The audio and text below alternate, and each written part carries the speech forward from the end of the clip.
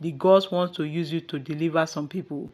Maybe that is the place. You can go on with your PPA search. When you finally settle down, let me know and I will come over. We must go back there. The destinies of many lies in your hands right now. You must carry out the assignment, his father told him. Okay, Bami, he replied. He went on with his search only to realize that he was in the wrong town. His PPA was in the next town, about 30 minutes drive away from Iya Aduke's buka. He boarded another bus and headed over there. He got there a bit late and the company had closed, but the security man was kind enough to let him spend the night in his office. As he settled for the night, he began to ponder on the event at Iya Aduke's shop and wondered why only he was able to see the strange creatures in the restaurant. I am a common man like many others. What business do I have with the owners of the restaurant? And why should I be the one to rescue people? He wondered. He eventually fell asleep.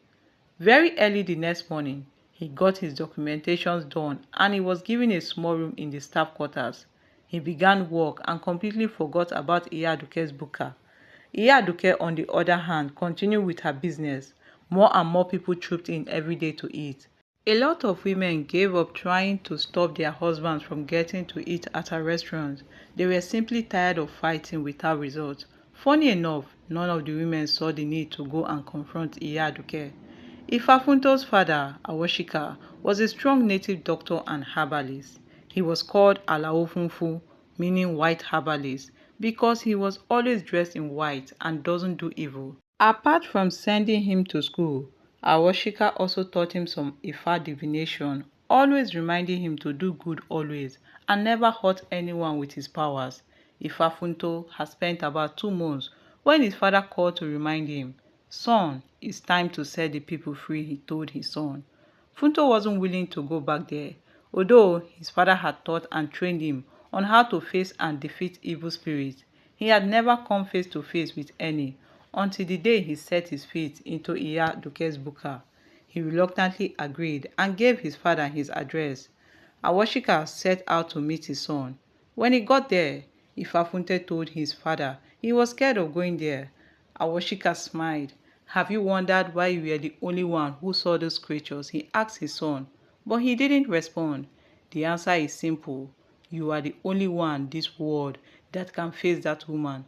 No one else can. Not even me," he continued.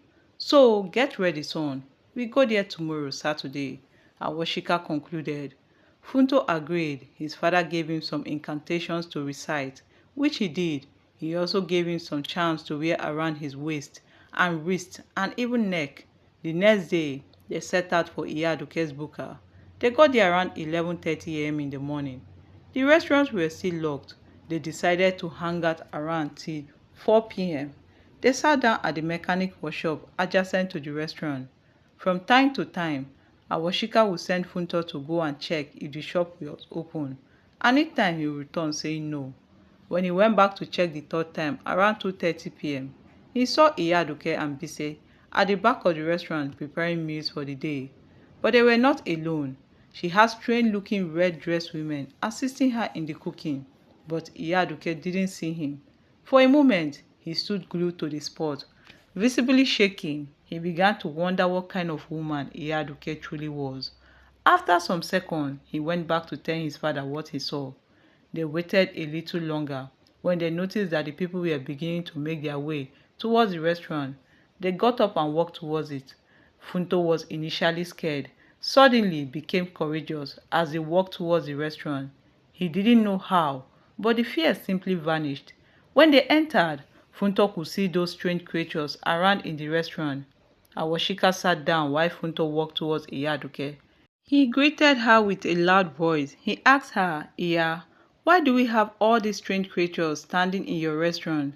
Are they part of your staff?" Iya Aduke was shocked. She knew that nobody was supposed to see them except her.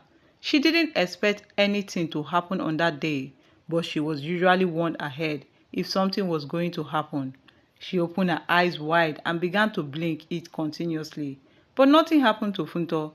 "Iya, start talking," Funto thundered as some of her customers began to move towards them to know what was going on. "How dare you, you little boy? Who do you think you are to command me like that?" I said, I don't know what you are talking about, Iya Aduke insisted. Do you really want to know who I am? Funto asked in rage. Very well then, I am Ifa Funto, the son of Awashika, the greatest herbalist of Akogun land. You will not want to see the other side of me, he said to her. Iya Aduke, Olorunje, start talking or I strike you, Funto yelled with a loud voice. Iya Aduke began to tremble. She sat up properly, not looking sober. She began, I have my reasons for doing what you see me doing right now. I hate men. They have dealt with me mercilessly in the past.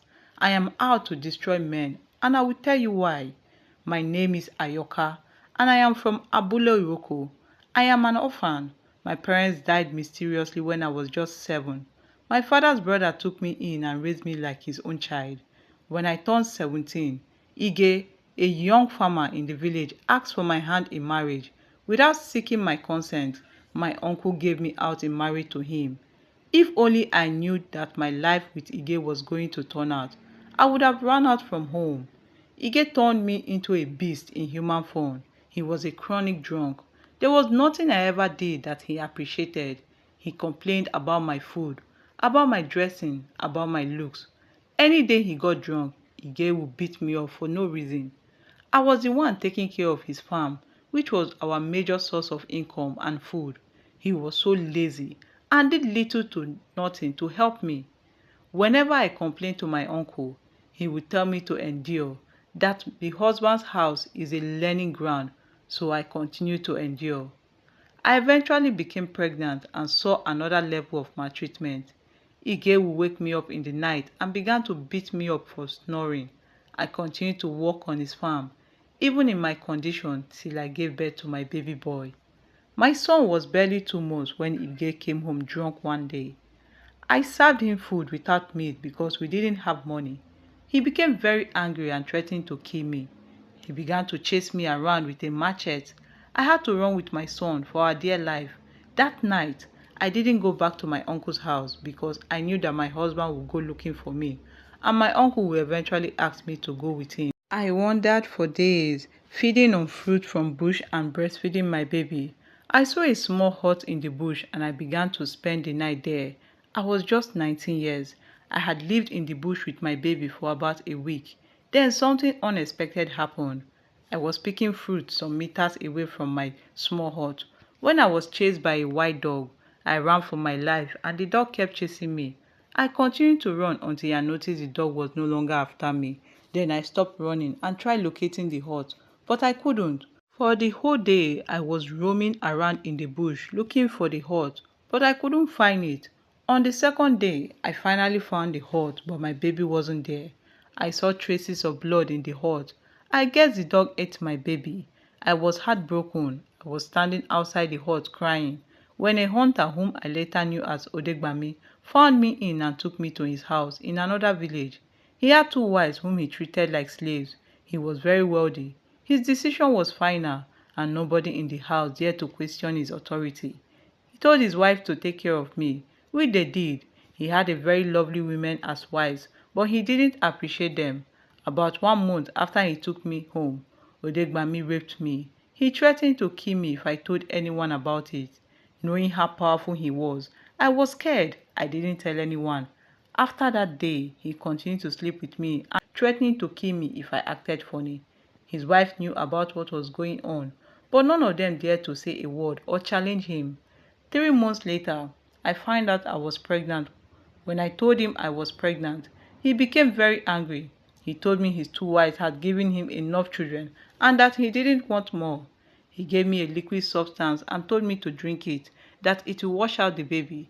I collected the substance and pretended to have taken it, but I didn't. I quietly packed my things when he was away and left the village that night. I ended up in another village where a fisherman named Omidina helped me. He took care of me till I had my baby girl. I named her Aduke. Omidina professed love to me and we began to live as man and wife. Since he was a widower, he was a nice man and was different from Ige and Odegbami, so I thought. I thought my troubles were over, but I was wrong. One day, after about 8 years, I returned from the market and saw that Aduke was defied and was bleeding seriously. She was just 7. I rushed to her and asked her what had happened. She told me that Omidinde forced himself on her. I rushed her to a nearby medicine man, but it was too late. She has lost a lot of blood. That was how I lost Aduke. Omidina ran away from the village and was never seen again. After that incident, I vowed to deal with men. They are all the same, making women look like an object that can be tossed around, especially the very wealthy men. Because of the heartlessness of men, I am childless today. After that, I made a resolve. I set out in search of power. I then went in search of an old woman in the village who had been inviting me to join a group of strong and diabolical women. I had declined her invitations on several occasions because I wasn't interested in getting power. But after what Omidina did to Aduke, my daughter, I changed my mind. I went to her and explained my situation to her. She smiled. That was why I asked you to join me. You need this power to subdue some circumstances in your life. So what exactly do you want? She asked me. I want power. I want to avenge the death of my 2 children. And if permitted, I want to deal with men. I realize that men have no regards for their wives and women generally. A lot of married men treat their wives like trash. A lot of women are simply enduring suffering in the name of marriage. Most of them are staying married for the sake of their children, not because they are enjoying the marriage, by making the women more powerful. I want to help my fellow women live a happy life, I told her. That night, she took me to their meeting and I told them what I wanted. I repeated the same thing I had told her earlier. It turned out that all the women in the group had one bitter experience or the other with men. So we had one thing in common: to deal with men. I was initiated and given some conditions for empowerment, which I agreed to. Then I was given diabolical power, with which I was able to locate Omidina. Using a spiritual mirror, I killed him. I searched for Odegbami and discovered that he was attacked by a wild animal when he went hunting and he didn't survive it. Ige on his own got into a fight after he got drunk and he was stabbed by his opponent. After I had sorted the 3 men out, we all agreed to deal with men generally to prevent further harm to women. And so I was to lead the group in that course. Since it was my idea, I embarked on a journey to 3 different mountains where I acquired extra powers. On the second mountain, I saw a woman who had also come to get power. She found that her husband used her womb for ritual, which rendered her childless. She also wanted power to deal with him. Her name was Adebimpe. After which we were done on that mountain, we proceeded to the last one together. But just as we were ascending, she slipped and fell down, hitting her head hard on a rock. She died immediately while I continued with my journey. It was on this mountain that I was told to start selling food. Any man who ate my restaurant would become poor within 3 years and the wife would become wealthier. That way, the men will be dependent on their women and will not be able to maltreat or disrespect her. She will become the man of the house. After I was done, I began to descend the mountain. I got to where Adebimpe's body was. Having acquired power, I swapped Adebimpe's face with mine to disguise myself. I have been to different restaurants in different parts of the country. I stayed for a while in each town, then relocate to another. This is my 5th place. The food I sell here are not prepared here. We prepare the food in our coven with the other women. I prepare just a little here as camouflage. They come here to assist me too, but no one could see them. Anyone who had eaten here for more than 3 times would definitely end up poor within 3 years. Why any woman who had eaten 3 or more times will become very rich, that people will think that there is more to eat. I am just fighting for the well-being of gender and to teach men that women deserve better, she concluded. By the time Iya Aduke finished talking, the men who had gathered began to shout. The place became rowdy immediately. One man wanted to attack her with a big firewood, but Funto stopped him. Move closer to her at your own risk, he said to the man, who quickly dropped the firewood and moved back. Wicked woman, witch, heartless woman. The people began to call her different names. Iya Aduke bowed her head in shame. Funto cleared his throat and began to talk. Iya, you went too far trying to take revenge. Judgment is for God. You should have allowed him to be the judge. Who told you that you can fight for women in the whole world? Not all men are mean. You were just unlucky to have met the mean ones. And then you concluded that all men are the same. Now you have destroyed many families, all in the name of revenge and who are you? Iya Aduke asked him, cutting him short. I was told that no power will be able to conquer me except my child, but I know I don't have any child. So, how did you get so much power to have been able to face me like this? She asked, staring at Funto. He is your son, a voice said from behind. It was Baba Awashika. Funto turned to look back at Baba Awashika. He was obviously confused at his father's statement. Bami, what do you mean by he's your son? How can I be her son? Is there something you are not telling me? Funto asked so many questions one after the other without waiting for an answer. Calm down, Funto, his father said calmly and then faced Iya Aduke. You said your son was in a hut, inside a bush. What was he wearing and how did you wrap him, if I may ask? I dressed him in a brown Ankara dress and wrapped him in a white oja. She replied, Then this is your son. Baba affirmed, I was the one who picked your son. I was in that bush to cut some leaves for my herbs. That particular leaf is found only in that deepest part of the bush. I usually go with my bow and arrow in case I get attacked by a wild animal. While cutting the leaves, I heard a baby's cry from the hut, and I moved closer. When I approached, I saw a white dog hurriedly making its way into the hut. I shot an arrow to it, and it began to bleed, but I managed to run away. The blood you saw was that of the dog, not your baby. When I took the baby home, I was waiting to see if they would report a missing child, but there was none, so I concluded that Ifa gave me the boy as a gift, since my wife and I couldn't have our own child. I named him Ifafunto. Ifa gave me to nurture. He is best gift Ifa gave me, and I love him all with my heart. 5 years later, I picked him and took him home. Ifa blessed my wife and I with a son. Now I am a father of two sons, Baba Awashika concluded. He then turned to Funto, who was visibly shaking at the unfolding revelation. I am sorry you had to find out this way, but I am not your biological father, and my wife isn't your biological mother. I picked you up from the hut inside a bush, he said. It doesn't change anything though. You are still my son regardless, he added with a deep sigh. For a moment, Funto went blank, trying to process the hard truth that had been revealed to him. He moved his gaze from Baba Awashika to Iya Aduke and back to Baba. He opened his mouth to talk, but no words came out. Tears began to flow down his cheeks. Iya Aduke got up and moved closer to him. She wanted to touch him, but he resisted. Allow her to have a feel of her flesh and blood, Funto. Don't resist your mother's touch, Baba Awashika, urged Funto.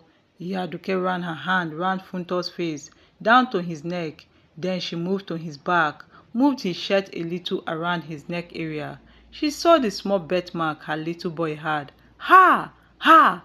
Kábíyèsí, Olódùmarè, this is truly my son, she exclaimed. She moved back to standing face to face with Funto, who was already shedding tears.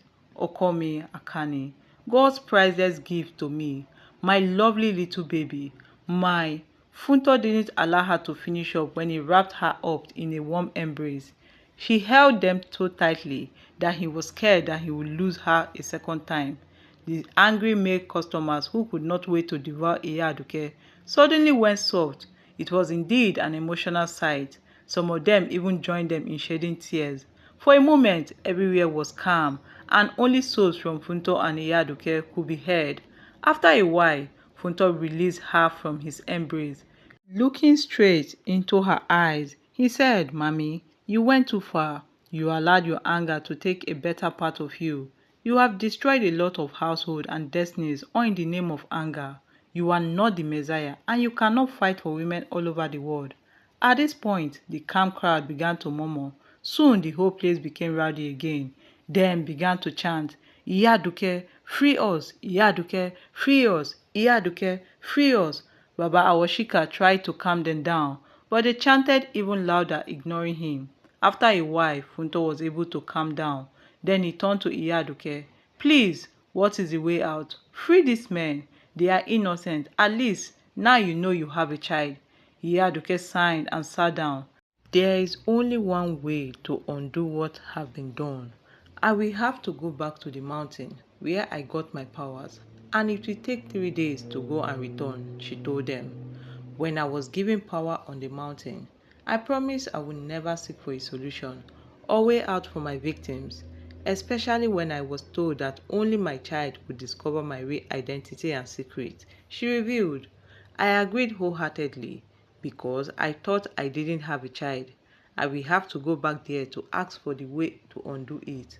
I know there will be a price to pay, but I don't know what it will be until I get there, she concluded.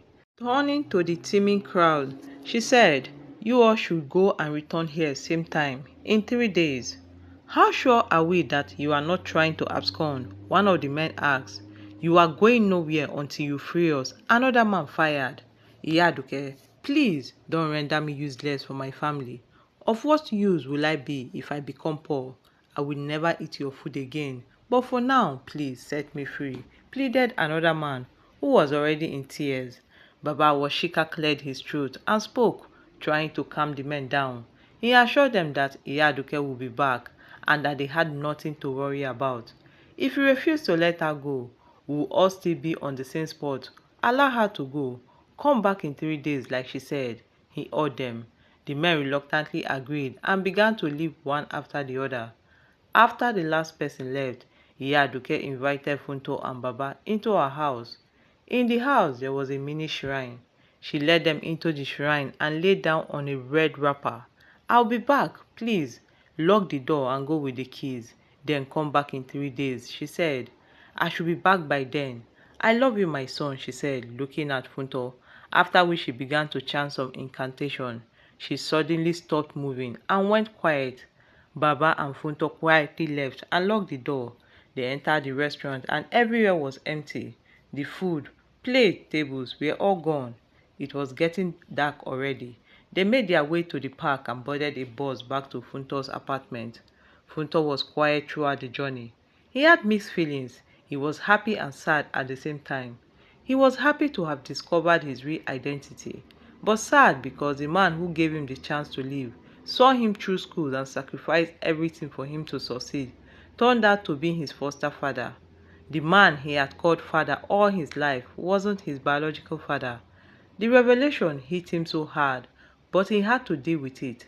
As he lay down to sleep that night, he turned to Baba and said, "Bami, you are the father I know, and you remember my father. I love you." "I love you too, son," Baba replied with a broad smile. 3 days later, Baba and Funto returned to Iya Aduke's house. As they approached, a large crowd, mostly men, were gathered in the compound. Words have gone around and most of the customers, including Kunle, had gathered to receive their healing.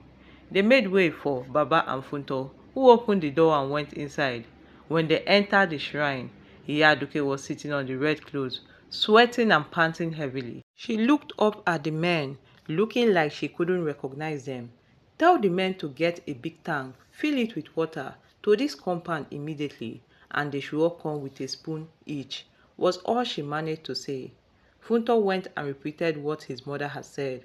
One of the men volunteered to give his tank, and another provided a vehicle.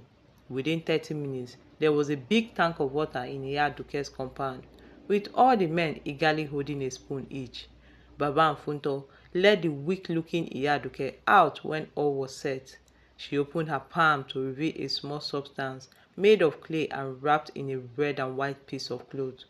Turning to Funto, Iya Aduke said, "My name is Ayoka, like I said the other day, and I am from Abulo Iroko. My father's name is Alamu, but my uncle that raised me after I lost my father is called Akande, son of Odirinde. Locate his compound in Abulo Iroko and tell them that you are Akane, the son of Ayoka Anige. Locate your roots and identify with them. I love you so much, Okomi," she added and kissed his hand. Funto was wondering why she was hurriedly giving the information when she asked him to stretch his hand to receive the substance he collected. Throw it into the water tank, then fed the water into a bowl. "Everyone that has ever eaten from my restaurant, male or female, must take 1 spoon. Follow my instruction, not more than 1 spoon per person," she warned. Funto was lifted up by 2 men and dropped the substance into the tank. The men queued up while he got a small bowl and began to fetch 1 spoon each for the men using their spoon. He had attended to about half of the population when Iya Aduke suddenly collapsed. Funto immediately dropped the bowl and rushed to his mother. He held up a little and sat on the ground. Then he gently placed his hand on his lap. "Mommy, what is it?" he asked her. He didn't wait for an answer when he begged the men around to get him water so she could drink. Two men rushed out of the compound to get water. Yaduke lifted her hand and touched Funto on his forehead. She began to pray for him. "Okomi, you will live long, no matter how long you live. You will never live your life in sickness. When your mates are dipping their hands into their pocket and bringing out money, you will not bring out paper. People will not gather in your compound to mourn you. Akanimi, please make sure you give him plenty of grandchildren." All along as she was praying, she was in tears and Funto was crying too, while saying amen to all her prayers. After she finished praying for him, she looked up to Baba Awashika. "Thank you, Baba Mi," she said. "Whenever your children go in life, they will also find help. Thank you so much. Because of you, my name has been removed from the list of people who came to this world and left without leaving a seed. Because of you and Oludumare, I have a living child today. May you reap the fruit of your labor over my son and your own biological son. Both of them will succeed in your lifetime." She prayed. "Asheo," Baba Washika replied, rubbing his palms together. At this point, the men who had gone to get water returned. Funto collected the water and tried to give it to his mother, but she refused to take it. "There is no point, my son. When I got to the mountain, I was told that the only way to undo what I did was for my life to be taken in exchange, which I agreed," she said. "They will come and get me soon," she added as tears continued to flow down her cheeks. The men standing around were shocked at her revelation. So Iya Aduke could give up her life to undo what she did to us out of anger. One man exclaimed, "This woman isn't naturally a wicked person. The wickedness of this world turned her into what she became." Another said, feeling really sorry for her, "No, mommy, you are going nowhere. Not when I just found you. I won't let you go, please. Stay with me." Funto began to cry profusely. Iya Aduke ignored him. She put her hand on her tongue and touched the ground, then said, "Anyone I have ever laid a curse on or used my power to manipulate, as I touch this ground wherever you are, I set you free today. You are free from today. I lose my hold over you from this moment. Live your life like other normal people around you," she added. After this, she spoke generally. "See what wanting to get revenge had turned me into. I allowed the bitterness in my heart take a better part of me. I was never like this. Please, people should leave vengeance for God. I know that people might have hurt us badly. Vengeance might be sweet, but it leads to a circle of harm, destruction and bitterness. I wish I knew this earlier. Choose forgiveness, healing and peace instead," she concluded. Turning back to Funto, she said, "Assign any of these men to continue to fetch out water from the tank of the men to school from. Only that person can fetch from the tank. The water will keep running until the very last person affected gets a scoop from it." She went on to list out the names of the first 4 towns she has sold food, begging Funto and Baba Awashika to ensure that there is a public announcement in those towns so that the affected people will make their way to get water from the tank. "They are coming," she said weakly. "Akane, always remember that I love you and always will," she quickly added as she began to jerk. "No, mommy, Iya Akane, please don't leave me. Please do something, Baba Mi," Funto pleaded helplessly, screaming so loud.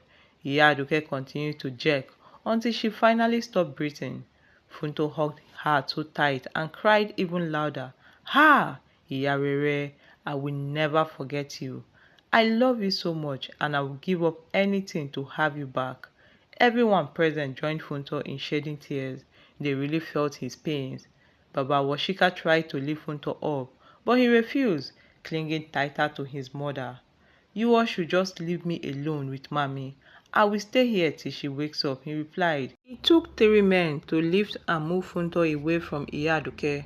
They led him some meters away and began to console him. All attention was moved from Iya Aduke's body to him. After some minutes, Funto was calm. One of them turned to where Iya Aduke's body was, but she was no longer there. The body is gone, the man alerted the rest of them. They all turned to confirm, and truly, she wasn't there. Her group members took her. They will bury her by themselves, Baba told them. He urged Funto to assign the one who will continue fetching the water. Funto touched one of the men. Continue from where I stopped. Always make yourself available for this task. May our ancestors reward you, he said weakly. Ashe o, the man replied. He picked up the bucket and continued, while Baba led Funto out of the compound. Funto couldn't sleep that night. He cried all through and refused to be consoled. He neither ate nor drank. Baba Washika stayed up all night trying to calm him down and reassuring him of his unwavering love and support. My wife and I are here for you, Funto. Allow us to fill this vacuum. You have cried enough, my child. Baba told him when he was still crying the next morning. He couldn't even go to work. By midday, Funto had high temperature. He managed to eat bread and took paracetamol. He dozed off few minutes later. He had a dream and saw Iya Aduke smiling at him across a narrow bushy path. Funto smiled back and wanted to cross over to meet her, but she signaled him to stop. I need to rest, my son, but I can only rest if you stop crying. You have cried enough, and I am proud to be your mother. Please stop crying and move on. I will always be with you, she said. She waved at him, after which she vanished. When Funto woke up, his temperature had returned to normal. He didn't cry again. He made up his mind to immortalize his mother. Words of Iya Aduke's passing and the event that led to it spread like wildfire. People who had family members in other towns she mentioned began to call them to find out if they ever ate from Iya Aduke's buka. Those who did traveled all the way to Alaripa to get a scoop from the water. One of them who worked at a radio station included it in their news, and more people kept trooping into Alaripa to get a scoop from the water of life. Adio, the one whom Funto had assigned to continue from the work, was always busy from morning till night. The people contributed a lot of money for him for the inconvenience. Adio, who used to be jobless, made money from it, and he was very happy. All the people who got a scoop from the water in Iya Aduke's compound vomited strange-looking maggots after 3 days of taking the water. Funto gradually began to get over his mother's passing. Baba Washika returned to the village after he was sure that Funto was stable enough. He told Funto to find time so that both of them could visit his mother's village. After about 2 months, Funto went to the village to see Baba Washika. Together, they went to Abulo Iroko. They were able to locate Oderinde, Iya Aduke's uncle, who was already very old and sick. They met him lying down on a mat under a shed in his compound. They exchanged pleasantries. I am Akane, son of Ayoka and Ige. Ayoka, the daughter of your elder brother Alamu. Funto introduced himself exactly as Iya Aduke asked him to introduce himself to her uncle. Baba Oderinde sat up immediately. Funto introduced himself. He stared at him for a while. Akanimi, Baba said, running his hand around his face. You are truly Akane. You look exactly like Ige, your late father, he added. He called his granddaughter, who had just visited him from the city. Since his wife was late, Bimbo, bring water for my guest, he called out to her. Bimbo arrived with the water. Funto was shocked to see Bimbola, his junior coursemate in school, whom he had feelings for in the past. He had asked Bimbo to be his woman back in school, but for no reason, Bimbo had turned him down, saying she took him like a brother and nothing more. Bimbola, meet Akane, my grandnephew. His mother and your mother are cousins, Baba Derinde introduced. Bimbo and Funto stared at each other for a while before she left. Bimbo, who had almost given up on his advances in the past, thanked God silently that she didn't. So I could have been in a romantic relationship with my own blood. I'm glad I turned him down, she muttered to herself. Where is Ayoka? Why is she not here with you? He asked Funto and Baba Awashika. It was Baba who responded. He narrated all that had happened from when he picked Funto in the bush to how Iya Aduke passed some months back. Even before he finished narrating, Baba was already in tears. It's all my fault. I wish I didn't force Ayoka to marry Ige. I saw her displeasure when I asked her to marry him. She only agreed to marry him out of respect for me. I have been very unhappy since Ayoka disappeared without a trace. I blame myself every year for the past 27 years. I couldn't take care of the child my late brother left me. But I am happy to see you, Akane. Glad to be alive to witness this day. Ayoka, please forgive me. I was ignorant then, Baba Oderinde said in tears. Baba Washika and Funto consoled Baba Oderinde. They asked for direction to Ige's house. Baba directed them and went there. They were welcome too. Ige's mother was still alive. She moved her weak body around, dancing and thanking God for her grandchild. Baba and Funto returned same day, while Funto kept in touch, always visiting the two families. Kunle apologized to his wife, Ajoke, for rejecting her food over the years, and she forgave him. He never ate out again from that day. Omerinde regained his ability to speak, and he never interfered in other people's affairs uninvited. Funto completed his service and began working. He became very successful and decided to run a fancy restaurant. He opened one in Alarupe and named it Ayoka Food after his mother. He got married to a beautiful woman named Tolani. They had 4 children and lived happily ever after.